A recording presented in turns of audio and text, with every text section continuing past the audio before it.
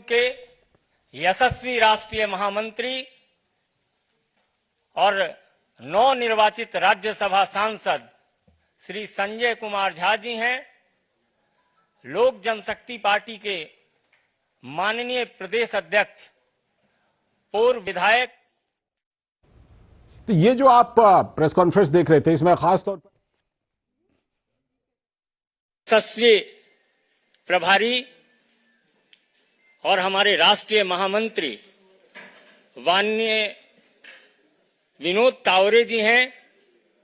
हमारे भारतीय जनता पार्टी के माननीय प्रदेश अध्यक्ष और उप मुख्यमंत्री श्री राजू तिवारी जी से कि आपको संबोधित करें।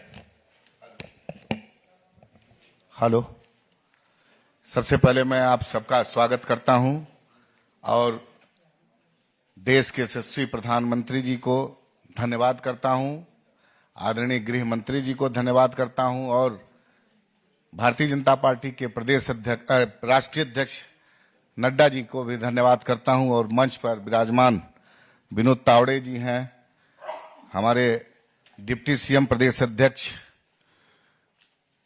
सम्राट चौधरी जी, बड़े भाई संजय झा जी जदयू के जो राष्ट्रीय महासचिव हैं, और हमारे संजय मयूख जी और हमारे साथी हम के जो हैं। मैं बहुत आज अच्छा धन्यवाद इसलिए दे रहा हूँ, 40 की 40 सीट जो बिहार में हमारे सभी नेताओं ने निर्णय लिया है और देश के प्रधानमंत्री जो 400 पार का जो उन्होंने संकल्प हम लोग को दिलवाया है, निश्चित रूप से हम अपने बिहार के सभी सम्मानित नेता, हमारे नेता आदरणीय चिराग पासवान जी और हमारे लोकप्रिय मुख्यमंत्री आदरणीय नीतीश कुमार जी, जीतन राम मांझी जी और सभी नेतागण से एक बहुत अच्छे सौहार्दपूर्ण वातावरण में लोक जनशक्ति पार्टी रामविलास को 5 सीट मिली है। मैं धन्यवाद करता हूं और ये पूरी आप लोगों को विश्वास दिलाता हूं कि जो आपने टारगेट रखा है 40 को 40 सीट जीतने का, उसमें निश्चित रूप से इस बार हम लोग बिहार में पूरा करेंगे और साथ ही में जो प्रधानमंत्री का जो संकल्प है 400 पार, उसमें हम लोग पूरा करेंगे और इस बार बहुत बड़ी जीत के साथ हम लोग सरकार बनाएंगे। देश के प्रधानमंत्री नरेंद्र भाई मोदी तीसरी बार प्रधानमंत्री बनेंगे। मेरा विनम्र निवेदन है जनता दल यू के राष्ट्रीय महासचिव सांसद संजय कुमार झा जी से कि आपको संबोधित करें।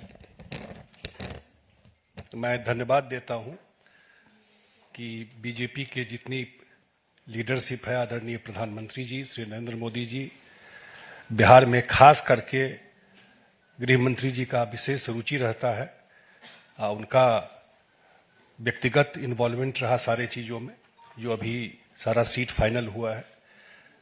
जो प्रभारी हैं आदरणीय विनोद तावरे जी, उप मुख्यमंत्री सम्राट चौधरी जी, हमारे राजू तिवारी जी और हमारे हम के जो अध्यक्ष हैं संजय मयूख जी, जितने सारे साथी हैं, बिहार में बिल्कुल एमिकेबली सारा अलायंस फिक्स हो गया। हमको तो नहीं लगता है कि दूसरे साइड में कोई फाइनल बात हो पाई है।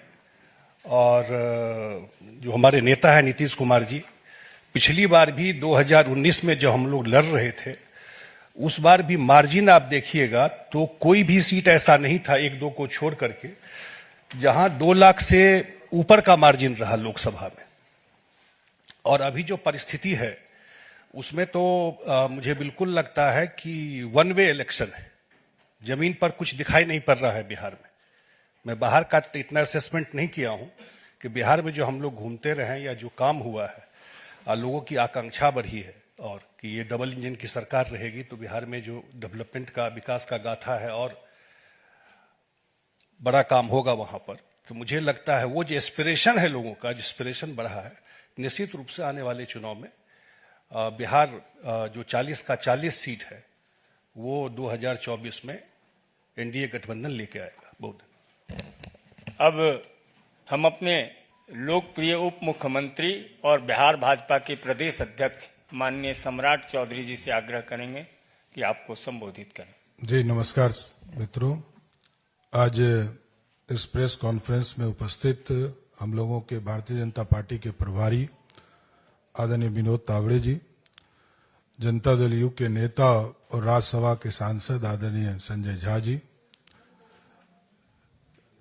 लोक जनशक्ति पार्टी रामविलास के प्रदेश के अध्यक्ष राजू तिवारी जी, हमारे राष्ट्रीय सह मीडिया प्रभारी संजय मयूख जी, हिंदुस्तानी अवाम मोर्चा के दिल्ली के प्रदेश अध्यक्ष रजनीश जी, आज देश के यशस्वी प्रधानमंत्री जी के नेतृत्व में बिहार में 40 की 40 सीट जीतने का लक्ष्य हमारा है और पिछले बार हम लोग 3 पार्टियों के अलायंस में 2019 का चुनाव लड़े थे। भारतीय जनता पार्टी, हिंदुस्तानी अवाम मोर्चा, लोक जनशक्ति पार्टी और जनता दल यूनाइटेड। इस बार 2 और पार्टियों का सहयोग हम लोगों के साथ बढ़ा है जो पिछले बार महागठबंधन में थे, हिंदुस्तानी अवाम मोर्चा और आरएलएसपी उस समय था जो आरएलएम के तौर पर आज के तारीख में है। तो मैं ये बताना चाहता हूं कि आज सभी लोग, सभी 5 पार्टियों के, सबके नेताओं के सहयोग से, आदरणीय प्रधानमंत्री जी के मार्गदर्शन में, आदरणीय गृह मंत्री जी के मार्गदर्शन में, आदरणीय राष्ट्रीय अध्यक्ष जेपी नड्डा जी के मार्गदर्शन में और बिहार के मुख्यमंत्री आदरणीय नीतीश कुमार जी के निर्देशन में, आदरणीय चिराग पासवान जी, आदरणीय जीतन राम मांझी जी, आदरणीय उपेंद्र कुशवाहा जी, सभी लोगों के सहमति से बिहार में हम गठबंधन में चुनाव लड़ने जा रहे हैं। विस्तृत तौर पर आदरणीय विनोद तावड़े जी आपको बताएंगे, लेकिन स्पष्ट है कि 2024 में फिर से नरेंद्र मोदी जी की सरकार और 40 की 40 सीट जीतकर देश में जो 400 पार का हमारा संकल्प है उसको आगे बढ़ाना है। बहुत बहुत धन्यवाद। मित्रों, आप जो बिहार विजय के लिए प्रतीक्षारत हैं, उस प्रतीक्षा के संदर्भ में विधिवत घोषणा और संबोधित करेंगे हमारे यशस्वी राष्ट्रीय महामंत्री और बिहार के चुनाव प्रभारी माननीय विनोद तावड़े जी। मेरा सविनय निवेदन होगा माननीय विनोद तावड़े जी से कि आपको संबोधित करें। नमस्कार। बिहार एनडीए के सभी आदरणीय नेतागण, भारतीय जनता पार्टी, जनता दल यूनाइटेड, लोक जनशक्ति पार्टी, हिंदुस्तानी अवाम मोर्चा और राष्ट्रीय लोक मोर्चा, ऐसे सभी का जो एनडीए गठबंधन बिहार में एक साथ होकर चुनाव लड़ेगा। भले पार्टी के अपने अपने चुनाव चिन्ह अपने अपने सीटों पे अलग हो, लेकिन सभी 40 सीटों पर पूरा एनडीए की सभी पार्टियां अपनी पूरी ताकत से 40 के 40 सीटों पर ताकत लगाएगी और सभी सीटें जीत कर आएंगी। ये हमारा विश्वास है। हमने कहा था कि 48 घंटे में हम सीटों का बंटवारा क्या हमें हुआ है, ये हम आपको घोषित करेंगे। और आज हमने सीटें कौन सी पार्टी के चिन्ह पर एनडीए लड़ेगी इसकी जानकारी मैं देता हूं। भारतीय जनता पार्टी 17 सीटें एनडीए के साथ लड़ेगी। जनता दल यूनाइटेड 16 सीटों पर एनडीए के साथ लड़ेगी। लोक जनशक्ति पार्टी 5 सीटों पर, हिंदुस्तानी अवाम मोर्चा 1 सीट पर और राष्ट्रीय लोक मोर्चा 1 सीट पर, ऐसे सीटों का बंटवारा हमने आपस में कर लिया है। इसमें भारतीय जनता पार्टी पश्चिम चंपारण, पूर्वी चंपारण, औरंगाबाद, मधुबनी, अररिया, दरभंगा, मुजफ्फरपुर, महाराजगंज, सारण, उजियारपुर, बेगूसराय, नवादा, पटना साहिब, पाटलिपुत्र, आरा, बक्सर और सासाराम 17 सीटें। जनता दल यूनाइटेड वाल्मीकि नगर, सीतामढ़ी, झंझारपुर, सुपौल, किशनगंज, कटिहार, पूर्णिया, मधेपुरा, गोपालगंज, सिवान, भागलपुर, बांका, मुंगेर, नालंदा, जहानाबाद और शिवहर। लोक जनशक्ति पार्टी वैशाली, हाजीपुर, समस्तीपुर, खगड़िया और जमुई। हिंदुस्तानी अवाम मोर्चा गया और राष्ट्रीय लोक मोर्चा काराकाट, ऐसे 40 सीटों पर एनडीए बिहार में मजबूती से आने वाले चुनाव लड़ेंगे और फिर एक बार मोदी सरकार ये जो नारा है वो जमीन पर उतारेंगे। बहुत बहुत धन्यवाद।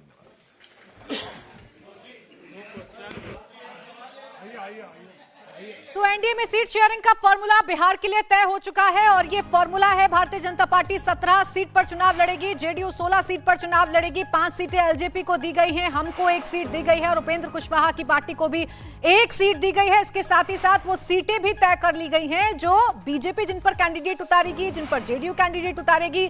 बीजेपी पश्चिमी चंपारण, पूर्वी चंपारण, अररिया, मुजफ्फरपुर, सारण, उजियारपुर, पटना साहिब, नवादा, पाटलिपुत्र, आरा, बक्सर, सासाराम यहां पर अपने कैंडिडेट उतारेगी। एक बार फिर से देवेंद्र का रुख कर लेते हैं। देवेंद्र, जो सीटें बताई गई हैं उसमें कोई बहुत ज्यादा फेरबदल तो देखने को मिल नहीं रहा है। पिछली बार जिस तरीके की स्थिति थी वही इस बार भी देखने को मिल रही है। नहीं, बस एक सीट पे बदलाव, 1-2 सीट की अगर बात कर ले तो जैसे नवादा की सीट पिछली बार एलजेपी के पास था, इस बार भी चिराग पासवान ने काफ़ी कोशिश की थी कि वो एलजेपी के पास रहे और जिस विलम्ब की हम लोग बात कर रहे थे उस विलम्ब में भी ये सीट शामिल थी, लेकिन वो बीजेपी ने लिया। क्योंकि आप देखें तो पिछले चुनाव में भले ही एलजेपी को ये दिया गया था, लेकिन उसके पहले जब ये सीट 2009 में जनरल सीट हुई थी तो उस समय भोला सिंह जीते थे और 2014 में गिरिराज सिंह जीते थे। यानी कि बीजेपी बैक टू बैक 2 बार वहाँ पर लोकसभा चुनाव जीती, 9 के बाद की ही बात कर ले तो। लेकिन पिछले चुनाव में एलजेपी को दिया था, एक बार फिर से बीजेपी ने उस सीट को अपने पास रखा है। दूसरी तरफ जैसा कि पहले मैंने आपको बताया था कि शिवहर की सीट पे वो जेडीयू को दिया जा सकता है, वो सीट बीजेपी ने अपने कोटे से जेडीयू को दे दिया है। शिवहर की सीट जो कि मौजूदा सांसद बीजेपी की रमा देवी हैं, इनके बारे में पहले ही इंडिया टीवी रिपोर्ट कर चुका है कि उनका टिकट काटा जाएगा और ये सीट जेडीयू को जाएगी, वो काम किया जा चुका है। अन्यथा आप देखें तो एलजेपी के लिहाज से कि पिछली बार जो उनकी 6 सीटें थी उनमें से 5 को बरकरार रखा गया है। हाजीपुर की बात कर लें, वैशाली की बात कर लें, समस्तीपुर, खगड़िया, जमुई, इसके अलावा सिर्फ नवादा 1 सीट वहां से लेकर वो बीजेपी को दिया गया। तो मोटे तौर पे आप देखें तो उसी पैटर्न के हिसाब से दिया गया है जहां पर। अच्छा देवेंद्र, हम बिहार की बात कर रहे हैं और देखिए बिहार से जुड़ी हुई इस वक्त एक और बड़ी खबर मिल रही है। आनंद मोहन की पत्नी लवनी आनंद, जो कि फिलहाल आरजेडी से विधायक हैं, वो जेडीयू ज्वाइन कर रही हैं, जेडीयू ज्वाइन कर चुकी हैं। ये खबर इस वक्त हम अपने दर्शकों को बता रहे हैं। तो एनडीए का कुनबा लगातार बढ़ता जा रहा है। आनंद मोहन की पत्नी, आपको बता दें, अभी जब सरकार का दोबारा बनी, नीतीश कुमार ने अपने साथी को छोड़कर यानी आरजेडी को छोड़कर जब एनडीए के साथ वो आए थे, उस वक्त भी लवनी आनंद जो थी वो एनडीए के साथ बैठी हुई नजर आई थी और अब उन्होंने जेडीयू को ज्वाइन कर लिया है। तो देखिए एनडीए का कुनबा तो लगातार बढ़ता जा रहा है। आरजेडी के विधायक जो हैं वो लगातार टूटकर एनडीए का दामन थाम रहे हैं और इन्हीं में से एक हैं लवली आनंद, जो कि आनंद मोहन की पत्नी हैं। देवेंद्र, अब आप अपनी बात पूरी करिए। सीटों का फॉर्मूला आप बता रहे थे और देखिए एक और तस्वीर जो शायद पहले से पता थी कि ये जेडीयू में शामिल हो सकती हैं, वो हो गई है। जी हाँ प्राची, और पहले भी जैसे कि मैंने आपको बताया था कि ये शिवहर से जेडीयू की उम्मीदवार होंगी और इसी के लिए जेडीयू ने ये सीट ली है। रमा देवी जो कि अति पिछड़ा कम्युनिटी से आती हैं, एज लगभग 72-73 साल उनकी उम्र है, उनको पार्टी के बड़े नेताओं के द्वारा पहले ही ये बता दिया गया था कि पार्टी आपकी भूमिका किसी और रूप में देख रही है, इस बार आप शिवहर से कैंडिडेट नहीं होंगी, ये सीट कहीं और जा सकता है और जेडीयू को सीट दिया गया और लवली आनंद को वहाँ से चुनाव लड़ाया जाएगा जेडीयू के द्वारा। और इसके अलावा मोटे तौर पर आप देखें तो जैसा कि पहले मैं आपको बता रहा था कि जो पार्टी जहाँ मजबूत है, ट्रेडिशनली मजबूत रहा है, अमूमन उसी तरह का सीट डिस्ट्रीब्यूशन किया गया है। जैसे बीजेपी के लिहाज से अगर आप बात कर लें तो बीजेपी का जो अपना कोर वोटर है वहाँ पे फॉरवर्ड कम्युनिटी, बनिया कम्युनिटी, उस हिसाब से जो कंस्टिट्यूंसी बनती है उनमें से अधिकांश पर बीजेपी लड़ रही है। अति पिछड़ा डोमिनेटेड कम्युनिटी कंस्टिट्यूंसी जो है उनमें से अधिकांश जेडीयू लड़ेगी। तो ये पहले से ये पैटर्न चला रहा है बीजेपी जेडीयू के बीच, जब जब सीट डिस्ट्रीब्यूशन होता था कमोबेश उसी पैटर्न को आगे बढ़ाया गया है। इसमें फेरबदल बहुत मामूली है, एक्सचेंज की कोशिश बहुत ज़रूर हुई थी और दोनों ही तीनों खेमों ने एक तरह से कोशिश की थी। एलजेपी की बात करें तो उनके तरफ से ज़्यादा कोशिश नहीं हुई थी। उनकी समस्या ये थी कि जितनी उनकी सीटें हैं वो रिपीट हो रही हैं कि नहीं, और चिराग पासवान तो इस बात पर एकदम अड़े हुए थे कि पशुपति पारिस या उनके गुट से उनका कोई लेना देना नहीं। हालांकि एक सांसद बीना सिंह जो पहले उनके साथ गई थी अब वापस आ चुकी हैं चिराग पासवान के साथ, उनको वैशाली से टिकट दिया भी जाएगा। लेकिन बीजेपी जेडीयू के बीच एक कोशिश जरूर हुई थी स्वैपिंग की, वैसा मोटे तौर पर होता नजर नहीं आ रहा है। पिछले पैटर्न को ही लगभग फॉलो किया गया है। बिल्कुल, और सीट शेयरिंग का फॉर्मूला एकदम तय हो चुका है। देखिए एनडीए में साथी जो हैं इस बार बढ़ चुके हैं। इस बार हम एनडीए के साथ हैं और उपेंद्र कुशवाहा साथ हैं और सीटों का बंटवारा बिहार में कर दिया गया है। जल्द ही अब उम्मीदवारों की घोषणा बीजेपी की तरफ से की जाएगी।